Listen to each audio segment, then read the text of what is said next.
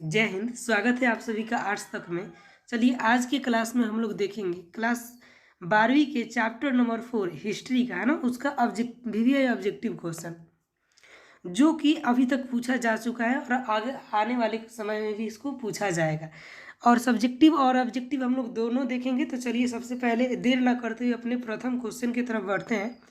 तो पहला क्वेश्चन हमारे यहाँ पे कह रहा है प्रथम बौद्ध संगीति कहाँ हुई थी? तो वो हुआ था प्रथम राजगृह में। दूसरा कहाँ हुआ था? तो वैशाली में, दूसरा वैशाली। और तीसरा जो हुआ था वो पाटलिपुत्र में हुई थी। और चौथा जो हुई थी वो श्रीनगर में, चौथा श्रीनगर में हुआ था ना। चलिए दूसरा क्वेश्चन हम लोग देखते हैं। तो श्वेतांबर और दिगंबर किस धर्म से रिलेटेड है? तो इसका हो जाएगा जैन धर्म है ना। श्वेतांबर और दिगंबर जैन धर्म से रिलेटेड है। क्वेश्चन नंबर 3 हमारे क्या कर रहे हैं यहाँ पे, सांची का स्तूप किस धर्म से संबंधित है? तो यहाँ पे स्तूप आप लोग को जहाँ भी देखने को मिल जाए धड़ाक से मारिएगा बौद्ध धर्म। सांची का स्तूप बौद्ध धर्म। चलिए देखते हैं क्वेश्चन नंबर 4, महात्मा बुद्ध को ज्ञान की प्राप्ति कहाँ हुई थी? तो महात्मा बुद्ध को ज्ञान की प्राप्ति बोध गया में हुई थी। किस वृक्ष के नीचे? तो पीपल का वृक्ष था, जिसका नाम बाद में उस वृक्ष के नीचे महात्मा बुद्ध को ज्ञान की प्राप्ति हो गई, इसलिए उसको बोधि वृक्ष के भी नाम से जाना जाने लगा है ना। तो जो पेड़ था वो पीपल का था, उसको किस नाम से जाना जाने लगा? तो बोधि वृक्ष। चलिए देखते हैं क्वेश्चन नंबर 5, स्तूप संबंधित है, अभी तो बताया था ना। तो ये हो जाएगा हमारे क्या, बौद्ध धर्म से रिलेटेड है, स्तूप बौद्ध धर्म से रिलेटेड है। क्वेश्चन नंबर 6, महावीर का जन्म कहाँ हुआ था? वो हो जाएगा यहाँ पे, महावीर का जन्म वैशाली में हुआ था, वैशाली के कुंडनवर में। चलिए देखते हैं क्वेश्चन नंबर 7, महावीर ने पार्श्वनाथ के सिद्धांत में क्या नया जोड़ दिया? तो वो ब्रह्मचर्य जोड़ दिया है ना। पार्श्वनाथ जो सिद्धांत दिए थे वही सिद्धांत पे महावीर स्वामी भी काम कर रहे थे, लेकिन उसमें स्पेशल एक ब्रह्मचर्य को उन्होंने जोड़ दिया।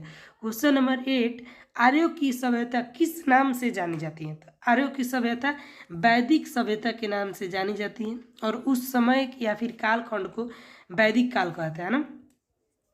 क्वेश्चन नंबर 9 देखते हैं हम लोग, आर्यों का सबसे प्रमुख पशु क्या था? तो आर्यों का सबसे प्रमुख पशु गाय था ना।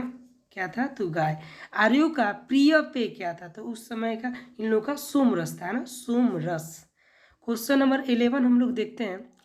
तो महात्मा बुद्ध को महापरिनिर्वाण प्राप्त हुआ। महापरिनिर्वाण का मतलब हुआ यहाँ पे मृत्यु। महात्मा बुद्ध की मृत्यु कब हो गई? तो कहाँ पे हुई थी हाँ? तो वो हो जाएगा यहाँ पे कुशीनगर में। कहाँ पे हुई थी? तो कुशीनगर में। क्वेश्चन नंबर 12, बुद्ध का सारनाथ में दिया गया प्रथम प्रवचक क्या कहलाया? तो वो हो जाएगा बुद्ध का प्रथम दिया हुआ उपदेश क्या कहलाया? तो धर्म चक्र प्रवर्तक। ऑप्शन बी राइट हो जाएगा। बुद्ध का प्रथम जो उपदेश दिया गया था, बुद्ध भगवान जो पहल का उपदेश दिया उसको क्या कहते हैं? तो धर्म चक्र प्रवर्तक। और किन लोगों को दिया? कहाँ पे दिया? तो सारनाथ में दिया। किन लोगों को दिया? तो अपने मित्रों को दिया। बहुत ही महात्मा बुद्ध का प्रथम उपदेश किन लोगों के लिए था? तो उनके मित्रों के लिए था, जो कि सारनाथ में बैठकर अभी भी तपस्या कर रहे थे। क्वेश्चन नंबर 13 देखते हैं हम लोग। तो बुद्ध के अष्टांगिक मार्गों में कौन सा सिद्धांत नहीं था? तो हो जाएगा यहाँ पे सम्यक चरित्र। बाकी सब अष्टांगिक मार्गों में था ना। चलिए देखते हैं क्वेश्चन नंबर 14, निम्न में से कौन गौतम बुद्ध के शिष्य थे? तो यहाँ पे आनंद भी था, उपाली भी थी, कश्यप और ये सब थे है ना। तो यहाँ पे हो जाएगा ऑप्शन डी इसका राइट आंसर हो जाएगा। चलिए देखते हैं क्वेश्चन नंबर 15, किसके शासनकाल में बौद्ध धर्म का विभाजन हीनयान और महायान संप्रदायों में हो गया? तो हो जाएगा चौथी बौद्ध समिति के बाद। चौथी बौद्ध समिति में कौन राजा था? तो हो जाएगा कनिष्क था। और इसी के बाद उसमें ये जो हीनयान और महायान में जो थी ये बौद्ध धर्म लड़खड़ा गई और इसको दो भागों में बांट दिया गया है ना। इसकी शाखाएं दो अलग अलग हो गई। चलिए देखते हैं क्वेश्चन नंबर 16, गौतम बुद्ध के गृह त्याग की घटना को बौद्ध ग्रंथों में क्या कहा गया है? तो इसको हो जाएगा महाभिनिष्क्रमण। जब वो घर छोड़ के गए तो उसकी इस घटना को महाभिनिष्क्रमण कहा गया। क्वेश्चन नंबर 17 हम लोग देखते हैं। तो गौतम बुद्ध ने बौद्ध संघ की स्थापना कहाँ की? तो हो जाएगा सारनाथ में। कहाँ पे किए थे? तो सारनाथ में। क्वेश्चन नंबर 18 हम लोग देखते हैं, बौद्ध धर्म के भारत में पतन का क्या कारण था? तो हो जाएगा बौद्ध विहारों की संपत्ति, है ना। ऑप्शन बी यहाँ पे इसका राइट आंसर हो जाएगा। चलिए देखते हैं क्वेश्चन नंबर 19। देखते हैं क्वेश्चन नंबर 19, गौतम बुद्ध किस कुल से संबंधित थे? तो वो हो जाएगा यहाँ पे शाक्य कुल से रिलेटेड थे। इनका कुल क्या हो जाएगा? तो हो जाएगा शाक्य कुल। क्वेश्चन नंबर हम लोग देखते हैं 20, निम्न में से प्राचीनतम वेद कौन है? तो हो जाएगा ऋग्वेद। निम्न में से सबसे प्राचीनतम वेद का क्या नाम है? तो हो जाएगा ऋग्वेद, है ना। चलिए देखते हैं क्वेश्चन नंबर 21, ऋग वैदिक कालीन लोग किसकी पूजा करते थे? तो हो जाएगा प्रकृति की पूजा करते थे। किसकी पूजा? तो नेचर यानी कि प्रकृति की वो लोग पूजा करते थे। क्वेश्चन नंबर 22, ऋग वैदिक समाज था, तो हो जाएगा पितृसत्तात्मक। ऑप्शन ए इसका राइट आंसर हो जाएगा। जैसा अभी हम लोगों का समाज कैसा है? तो पितृसत्तात्मक है, यानी कि प्रधान जैसे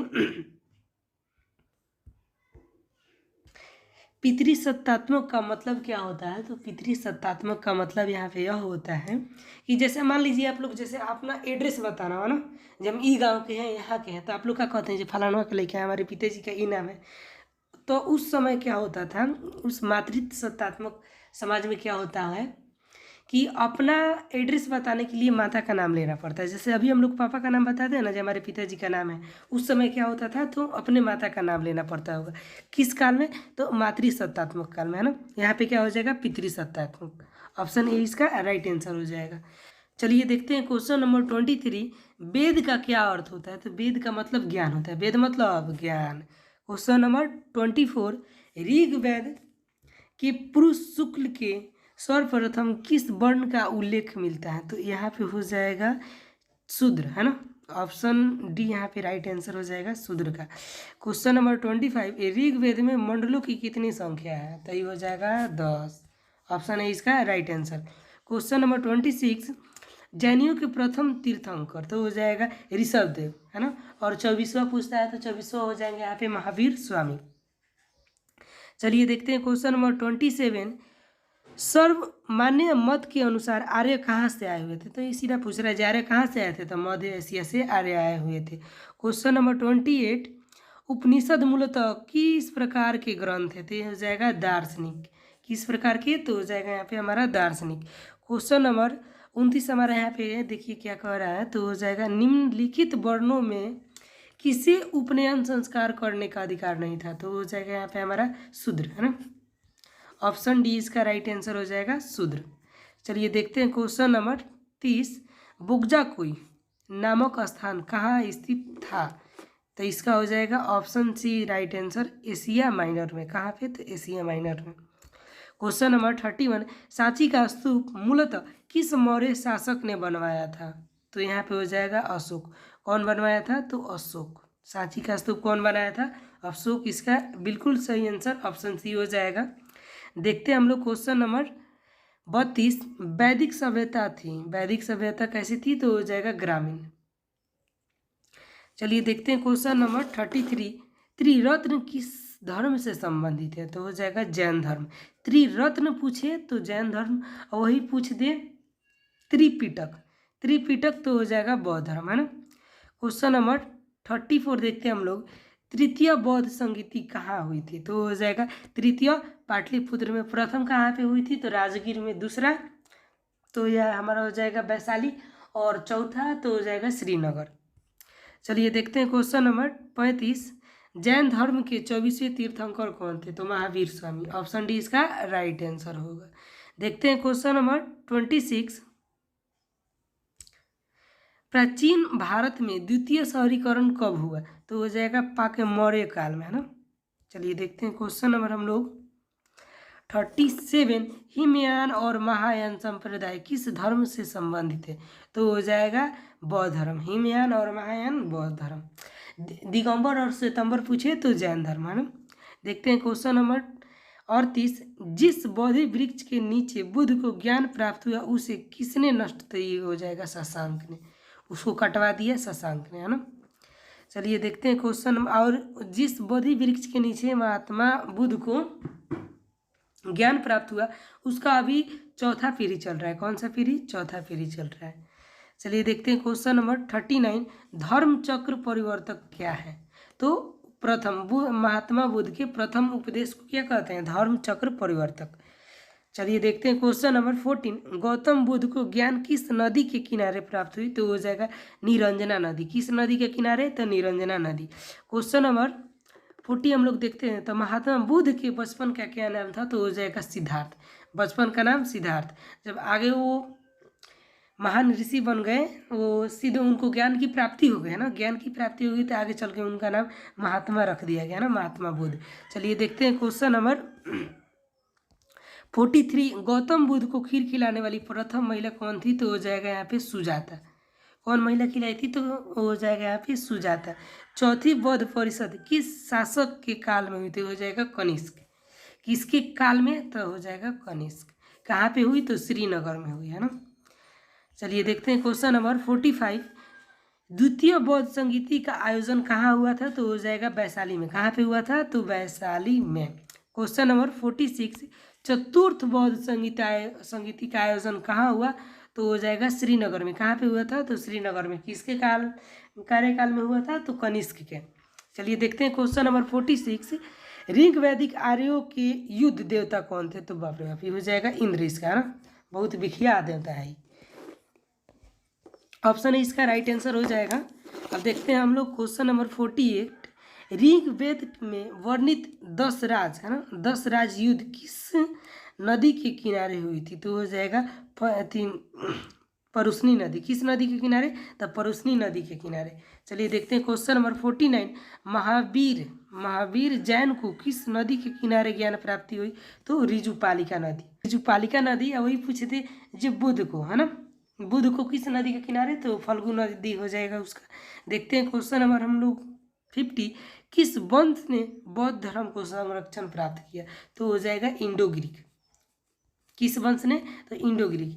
इस वीडियो में हम लोग 50 वो ऑब्जेक्टिव देख लिए। अब चलिए देखते हैं इसके जो सब्जेक्टिव है ना, और वैसा सब्जेक्टिव ना सब सब्जेक्टिव पूछल जा चुका है।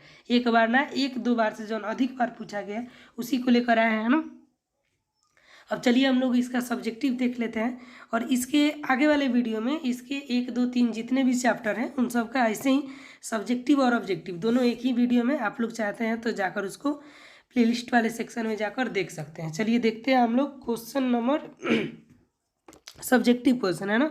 तो बौद्ध धर्म के अष्टांगिक मार्ग के 4 नाम बताइए। तो ये देखिए यहाँ पे 8 लिख दिया गया ना, बौद्ध धर्म के अष्टांगिक मार्ग। अष्टांगिक मार्ग में क्या है, 8 भगवान बुद्ध 8 यहाँ पे बातें बताए हुए थे, जिसपे आप लोग चल के वो 4 आर्य सत्य दिए हुए थे ना, 4 आर्य सत्य दिए हुए थे जो दुनिया दुखों से भरा है।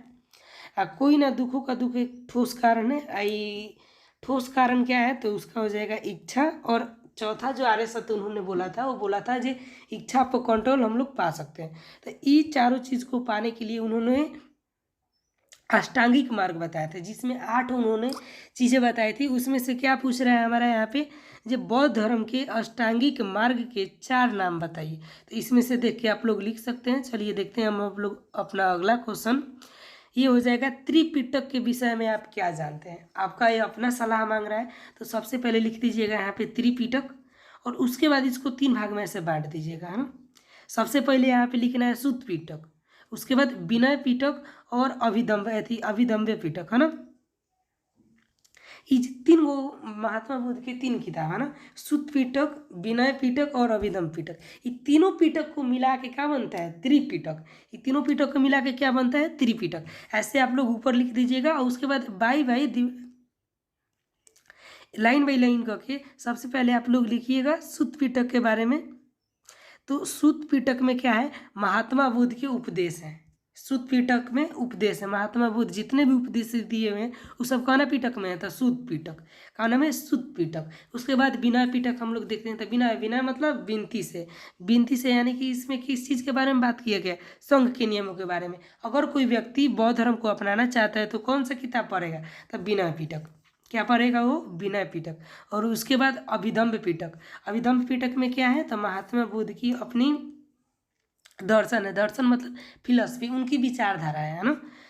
तो आज के क्लास में बस इतना ही, मिलते हैं किसी अगले वीडियो में। और इसके आगे वाले आप लोग नहीं देखे हैं चैप्टर का ऑब्जेक्टिव और सब्जेक्टिव, उसमें खूब बढ़िया से एक्सप्लेन किए हुए हैं। आप लोग अगर चाहते हैं तो प्ले लिस्ट वाले सेक्शन में जाके उसको देख सकते हैं। मिलते हैं अगले वीडियो में, तब तक के लिए जय हिंद।